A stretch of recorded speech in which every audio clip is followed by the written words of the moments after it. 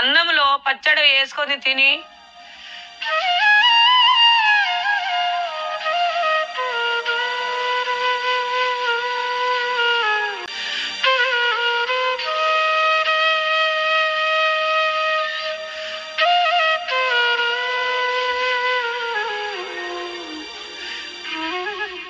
రూపాయి కూడా పెట్టి ఆ డబ్బులతో కలవరసారం దారా.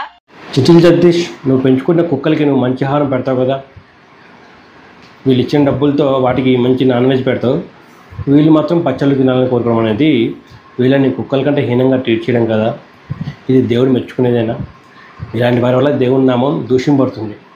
నిన్ను బట్టి ఈ పాస్టర్లు ఎంతే ఉంటారు, విశ్వాసులు పచ్చడి వేసుకొని తినమంటారు, వాళ్ళు మాత్రం కోట్లు సంపాదిస్తుంటారు విశ్వాసం డబ్బులతో అనేసి నిన్ను బట్టి పాస్టర్లు అందరినీ దూషిస్తున్నారు.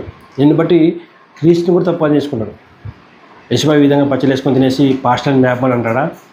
యశుబాబు అసలు మీరు వాక్యం చదువుతున్నారా? మన దేవుడు మంచి ఆహారం తినని కోరుకునే దేవుడు.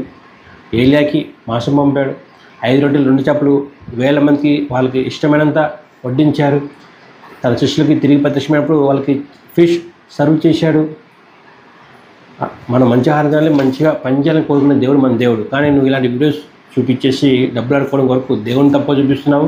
నీ వల్ల దేవుని నామం దూషింపబడుతుంది. చిచిల్ సతీష్, నువ్వు పెంచుకున్న కుక్కలకి మంచి ఆహారం పెడుతూ వీళ్ళ డబ్బులతో వీళ్ళు పచ్చేసుకుని తినాలని చెప్తూ అదొక భక్తిగా చూపిస్తూ నువ్వు దేవుని నామం దూషింపడానికి కారణమవుతున్నావు. నువ్వు చూపించిన సాక్ష్యాల చాలామంది కుటుంబ సభ్యులు నువ్వు చూపిస్తున్నావు కదా, ప్రతి ఆదివారం అనుకుంటున్నాను. ఇప్పుడు ప్రతిరోజు చూపిస్తున్నావు, అలాంటివి చూపించేసి డబ్బులు అడుక్కుంటున్నావు ప్రతిరోజు. ఆ చాలామంది కుటుంబ సభ్యులు నువ్వు చేసిన వ్యాపారాన్ని తెలుసుకొని దేవుని చాలా తప్పుగా చేసుకుంటున్నారు. నీ వల్ల దేవుని నామం దూషింపబడుతుంది. ఇతర మతస్థులు క్రీస్తుని తప్పుగా చేసుకుంటున్నారు. అదేవిధంగా చాలామంది నిస్వార్థంగా చేసిన సేవకులు కూడా నీలాంటి వారి వల్ల వాళ్ళు కూడా తప్పుగా చేసుకుంటున్నారు. మార్మన్స్ పొందు చిచిల్ సతీష్.